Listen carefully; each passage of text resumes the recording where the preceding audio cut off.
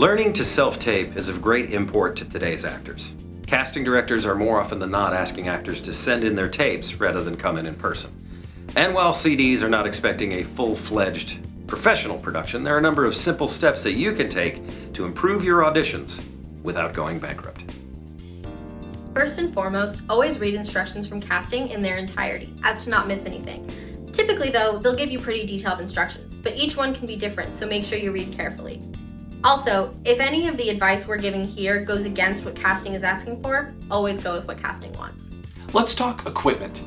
You don't need to go out and spend a ton of money to get high quality footage for your audition. Most modern smart devices will suffice.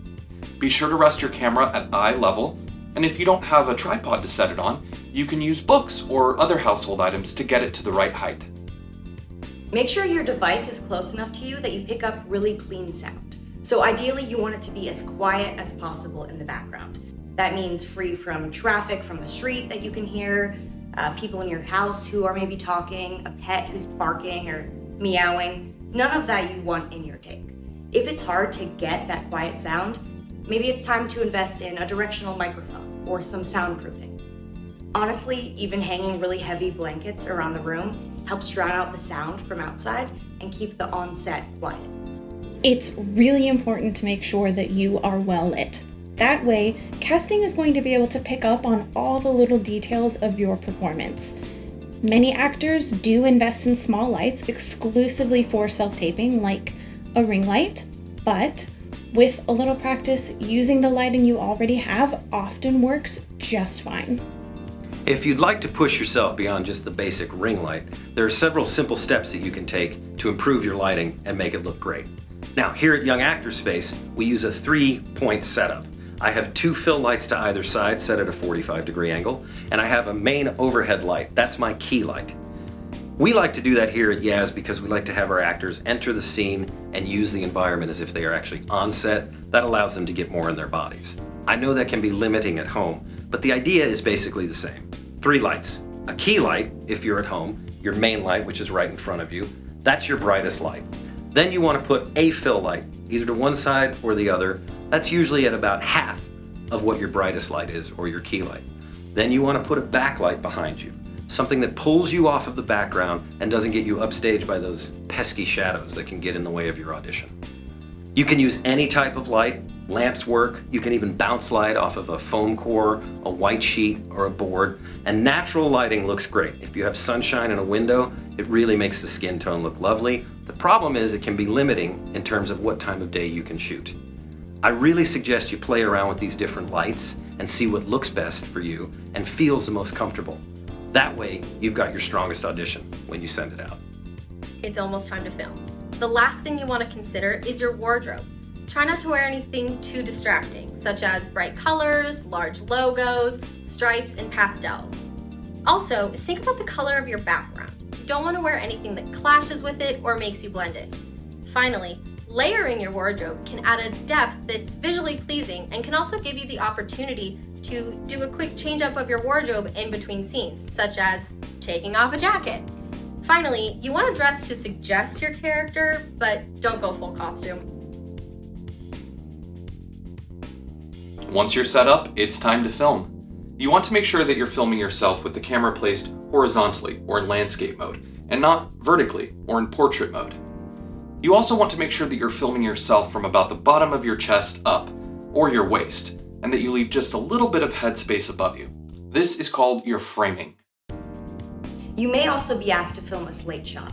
So casting will usually go over exactly what they want in the breakdown, but a slate is introducing yourself. So simply saying your name, and then maybe some other basic information, your height, your location, things of that nature. Usually, slate shots are in a full body, like this. This is what a full body shot looks like.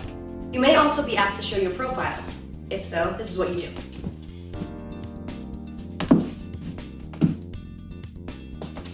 Simple as that. When taping your scene, it's really important to be as memorized or as off-book as possible. It's okay to hold the script in your hand and refer to it occasionally. It's better to have it and not need it than the other way around. But be sure to avoid reading directly from the script as much as possible. And A script in your hand is also a great subconscious reminder to casting that your piece is a work in progress and that you're open for adjustments. We typically recommend not using props in your audition scenes unless it's something simple and unobtrusive. For instance, if your scene calls for the use of a cell phone, that's probably okay as long as you're not blocking your face from the camera. Otherwise, consider using simple sensory work to achieve any action outlined in the script.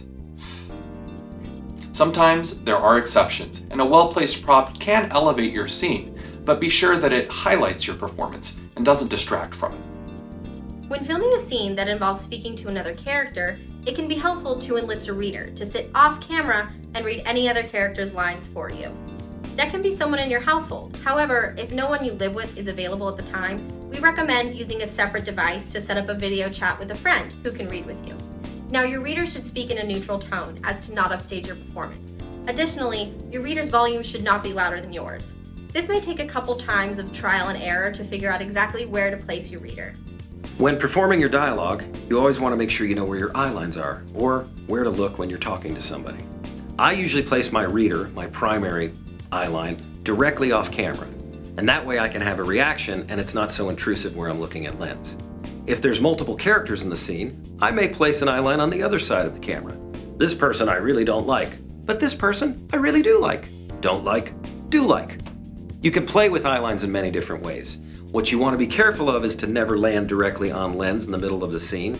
That's what we in the industry call spiking, and it's no bueno. If there are locations or other actions going on in the scene, I encourage you to use the space. For instance, if a big UFO is coming to get me, I want to place an eye line somewhere else, and that way I can play the scene. Just make sure it's something removable, like a piece of tape. When filming your scenes, be sure to leave a few seconds before and after each clip. This will give you room for editing and will give you a much more confident performance as opposed to ending abruptly right after your dialogue. If you leave too much length, you can always shorten it when editing. If your audition requires you to film more than one scene, we suggest that you tape each scene individually and then edit them together in post. This will allow you to focus on one scene at a time, and sometimes casting may request that you submit each scene as its own individual file rather than one larger one. Once you're done with your tape, you'll want to edit your raw footage in a video editing software before sending it to casting. For the purposes of our demonstration, we're using iMovie. After downloading your video files from your camera to your computer, drag the video files you want to edit directly into your workspace. Be sure to place your scenes in the appropriate order. If casting asks for a slate, we recommend putting it at the end of the file. This way, they're able to get to your performance right away. If casting, your agent, or your manager specifically asked for your slate at the beginning, always follow their instructions. Once you have your clip in the proper order, we recommend equalizing the sound and reducing the background noise, which you can do in iMovie by selecting here. Be sure all of the clips you're adjusting are highlighted first. Once you're happy with your clip, export it to your desktop, adjusting the settings to keep the file below 250 megabits if possible. This makes it easier for casting to download and store your video. So, once that file is exported, you will use the directions given by casting and send it in. Now, if they don't give really specific directions, we always recommend using Dropbox or Google Drive, something of that nature. Casting doesn't want to have to go through and download every single link that is sent to them, so it's nice to have something that you can click on without downloading. Whatever sharing service you use, be sure the sharing settings are set to private so that only those with the link are able to view it, especially if you use a platform such as YouTube or Vimeo. Publicly sharing an audition tape is not only a quick way to not get cast, it can also land you in legal trouble. Now, once you've sent in your files, you're all done. Be sure to take a moment and acknowledge the hard work you put in, then we let it go. A vast majority of the time, you won't get any sort of feedback from casting. This is no indication of your performance. Casting directors are just busy people. We hope you found this video informative. And if you need any more help with the technical aspects of your audition or the performance, just know that all of us here at Young Actor Space are private coaches and we'll be here to help you unlock your full potential. Just please remember to relax, listen, and react.